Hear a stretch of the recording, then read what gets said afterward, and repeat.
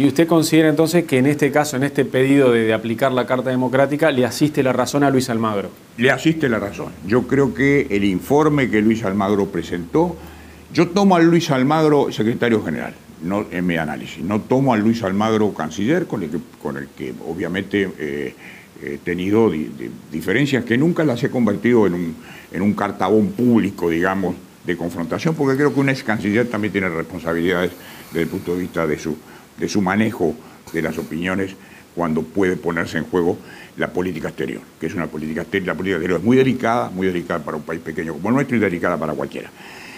Creo que el informe que presentó el doctor Almagro es un informe lapidario. Es un informe extenso, pero no solo por su extensión. Tiene un contenido muy fundamentado. No son palabras sobre palabras, no son ideas sobre ideas, son ideas sobre hechos, sobre pruebas, que él aporta.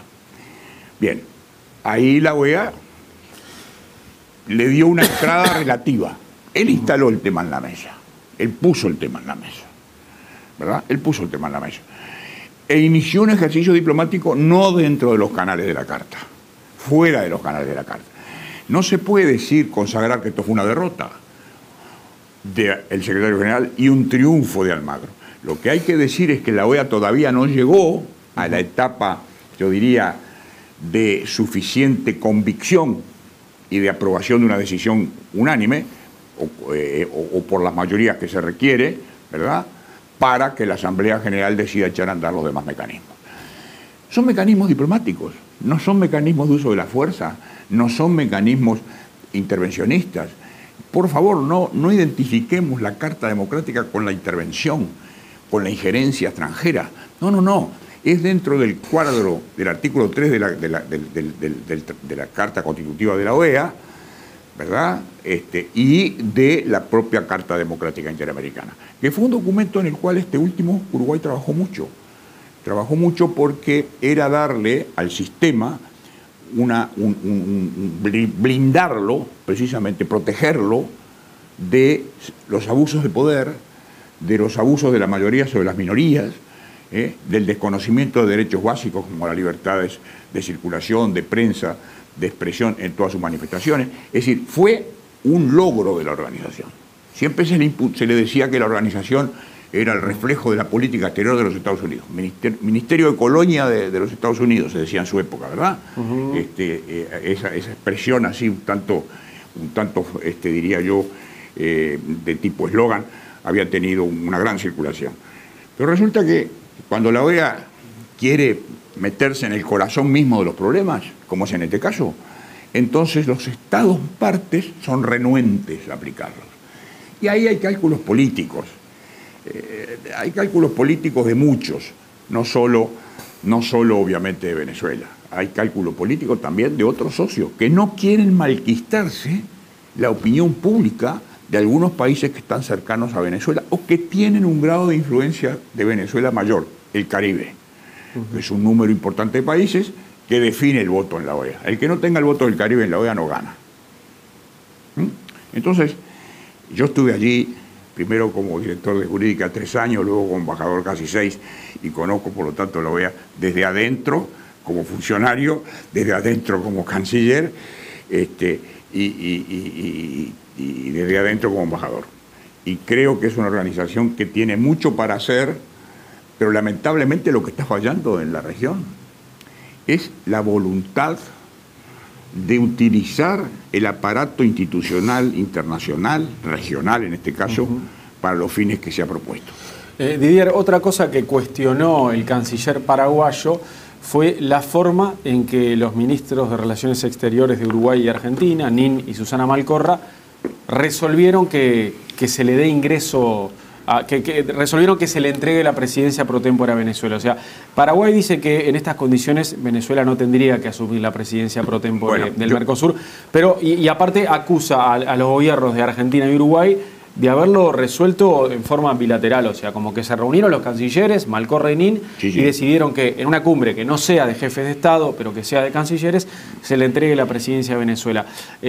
O sea, ¿está bien que Venezuela hoy asuma la presidencia pro tempore? Déjeme razonar con usted y con el televidente. A ver. Venezuela hasta este momento es un socio normal del Mercosur. No pesa sobre él ninguna suspensión. A pesar de toda esta situación que hemos venido describiendo, que vive y sufre Venezuela, Venezuela sigue siendo un socio normal. Normal en el sentido de que no ha perdido los derechos que le corresponden por integrar la organización. En segundo lugar, siendo así y habiendo un plazo de finalización de las presidencias, debe procederse a la rotación de la presidencia. Esa es una norma que está allí, que no ha sido modificada, que no ha sido suspendida, no está suspendida esa norma. Y por lo tanto debe de cumplirse. Ahora, esa es la primera parte. La segunda parte, ¿cómo se tomó la decisión? Que era un punto que usted tocaba, con acierto. Bueno, no hubo consenso.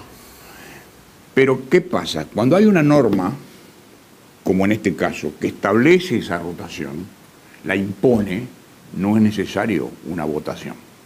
Es una decisión que se toma en aplicación de una disposición del propio Tratado de Asunción y del Protocolo Europreto. O sea, hay una base normativa que permite la transferencia sin que tenga que haber un acto expreso para hacerlo. Ahora, tercera mirada sobre la cuestión.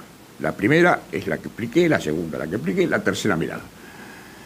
¿Es una buena señal desde el punto de vista político darle la presidencia a Venezuela en este momento? No, no es una buena señal desde el punto de vista político, aunque desde el punto de vista institucional está justificada y fundamentada en derecho. Legalmente le corresponde. Legalmente le corresponde, pero no es una buena señal política, porque nadie puede entender, o muchos no pueden entender, que Venezuela pase a ser presidente del Mercosur teniendo como tiene hoy un cuestionamiento muy fuerte a nivel regional e internacional en general.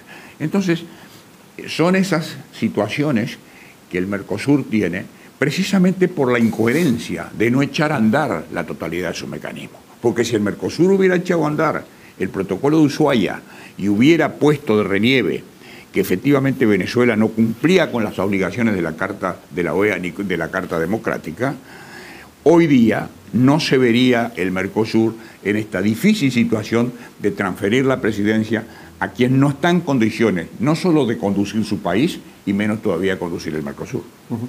Operti, le hablo también de una misión que tiene el bloque regional en los próximos meses y es el de acercarse más a la Alianza del Pacífico. El otro día Mauricio Macri dijo que tendría que haber una convergencia mayor entre el Mercosur y el Pacífico y se habla de la necesidad de alcanzar un tratado de libre comercio. ¿Qué tan importante es concretar esa firma hoy con la Alianza del Pacífico? Déjeme decirle algo al respecto. Ya desde hace muchos años se viene hablando de la convergencia entre la entonces Comunidad Andina y el Mercosur. Años atrás, cuando yo todavía estaba en la LADI, recuerdo muy bien que se hizo todo un esfuerzo de convergencia que fracasó, que no se concretó. No podría decir que fracasara porque los instrumentos que se elaboraron siguen teniendo valor. Ahora bien, evidentemente el Mercosur puede converger con la Alianza Pacífico siempre y cuando de ello derive ventajas de acceso al mercado. Es decir, no es un problema solo de decir, como la Alianza Pacífico está teniendo tal o cual relieve internacional y tal y cual reconocimiento, entonces el Mercosur va para la Alianza Pacífico. Tiene que ver puntualmente qué le significa desde el punto de vista del acceso al mercado. No se trata de decir, bueno, salimos de este rincón de la región y nos vamos al otro rincón porque ahí nos encontramos a cobijo de turbulencias internacionales comerciales mayores. No, yo creo que es un tema que hay que examinarlo en síntesis. Veo bien el acercamiento, lo veo como un acto de reflexión necesario, pero también lo veo desde este punto de vista, es decir, examinando realmente las ventajas concretas que habrán de surgir o que habrían de surgir de ello. Porque no me olvido que hay acuerdos con los países del Pacífico que están aplicándose, caso Chile, por ejemplo, caso Perú, en donde hay un funcionamiento de acceso al comercio a esos países. Ahora hay que ver si desde esos países a terceros, ¿cómo llegamos? A través de la alianza. Llegamos, nuestra condición de miembros, ya no de observadores, nos va a permitir ingresar en el mercado asiático de mejor manera que hoy, nos va a permitir aumentar nuestra capacidad negociadora comercial frente a la Unión Europea, por ejemplo. La Unión Europea, ¿cómo podrá ver nuestra inclusión en la Alianza Pacífico o nuestra aceptación de la Alianza Pacífico? Hay que examinar todos esos datos, porque la Unión Europea hoy tiene problemas al interior de ella demasiado severos y demasiado graves, como para, de algún modo, estar ocupándose de un modo muy presente de temas relacionados con el mundo exterior. Y sobre eso la Unión Europea tendríamos que hablar. Operti, muchísimas gracias por la visita. No sé si tenía alguna reflexión final sobre la Unión Europea para una cerrar. Reflexión final, sí. Si usted me permite. Sí, sí, cómo no. Yo creo que ese es el gran tema de hoy día, para el mundo. El triunfo del Brexit. El triunfo del Brexit. El triunfo del Brexit significa un quiebre de la Unión Europea, una separación. Si no un divorcio, por lo menos una separación de bienes. Por lo tanto, la Unión Europea se ha debilitado. La pregunta es, ¿el Reino Unido se ha fortalecido al haberse debilitado la Unión Europea? Yo creo que no. Y creo que no porque le voy a dar dos razones, y con eso termino para no ocupar más tiempo de su espacio. El 60% de las exportaciones del Reino Unido a Europa, el 60% de las exportaciones del Reino Unido van a Europa. Por lo tanto, Europa es el gran mercado del Reino Unido. Los europeos toman whisky, que se elabora en Escocia, donde votó el 75% por mantenerse y no irse.